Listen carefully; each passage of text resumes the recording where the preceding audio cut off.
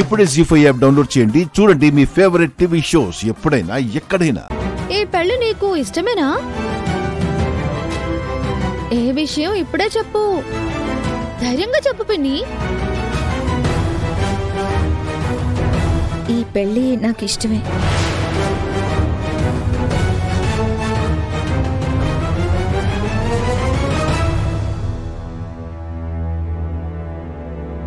అయితే ఇప్పుడు తాంబూలాలు మార్చుకుందాం.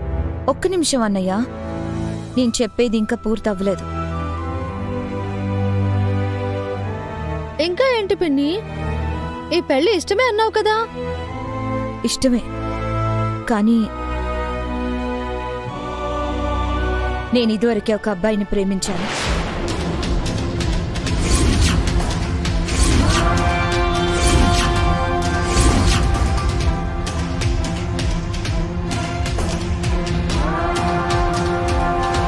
ఇక్కడ పెట్టావా ఫిట్టింగ్ సీతమ్మా? ఏంటి పిన్ని, నువ్వు ఆల్రెడీ లవ్ లో ఉన్నావా? అవును, అతన్ని మనసారా ప్రేమించాను. అతన్నే పెళ్లి చేసుకుందామనుకున్నాను. రేవతి, ఏం మాట్లాడుతున్నావు? పిన్ని తన ప్రేమ కథ చెప్తుంది అత్తయ్య. నువ్వు కంటిన్యూ చేయి పిన్ని. అతనంటే నాకు ప్రాణం. అతనితోనే అన్నీ షేర్ చేసుకున్నాను. ఆపు రేవతి, ఎందుకలా మాట్లాడుతున్నావు? పెళ్లి వాళ్ళ ముందు మన పరువు తీయక రేవతి. సీత అన్నంత పని చేసింది మహా, ఏదో ఒకటి చెయ్యి. అది మా ఆడపడుచు జోక్ చేస్తోందండి, మీరేం టెన్షన్ అవ్వకండి. జోక్ కాదు, నేను చెప్పేది సీరియస్ గానే. అంటే నిజంగా సీరియసా పిన్ని? నువ్వు డీప్ లవ్ లో ఉన్నావా? ఆ ప్రేమను మర్చిపోలేకపోతున్నావా?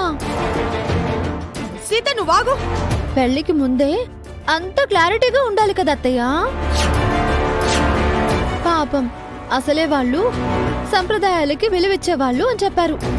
గౌరవ మర్యాదలు వాళ్ళ ఇంట్లో, పరువు ప్రతిష్టలు వాళ్ళ ఒంట్లో ఉన్నాయి అన్నారు. పద్ధతి గల అమ్మాయిని కోడలిగా చేసుకోవాలని ఫారిన్ నుంచి వచ్చారు. మీరిప్పుడు పెళ్లి ఖాయం చేసుకుని తీరా పెళ్లికి ముందు రేవతి పిన్ని ప్రేమించిన వాడు వచ్చి మనం ప్రేమించుకున్నాం, పెళ్లి చేసుకుందాం, కలుసుందాం రా అంటే రేవతి పిన్ని అతనితో వెళ్ళిపోతుందేమో. ఏంటి పిన్ని? ఖచ్చితంగా తనతో వెళ్ళిపోతాను.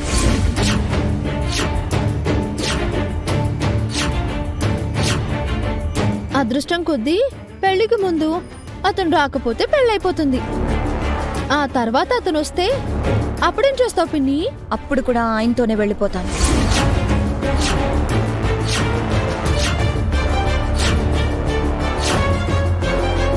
అంటే ఎప్పుడైనా ఆయనే మీ ఆయన అంటావు, పెళ్లి ఇతనితో ఆయన, కాపురం అతనితో అంటున్నావు, అంతేనా?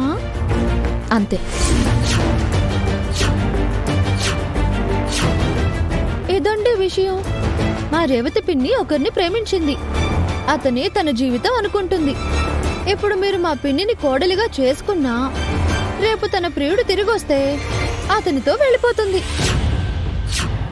జీ5 యాప్ డౌన్లోడ్ చేసి అన్ని ఎపిసోడ్స్ పూర్తి ఉచితంగా చూడండి.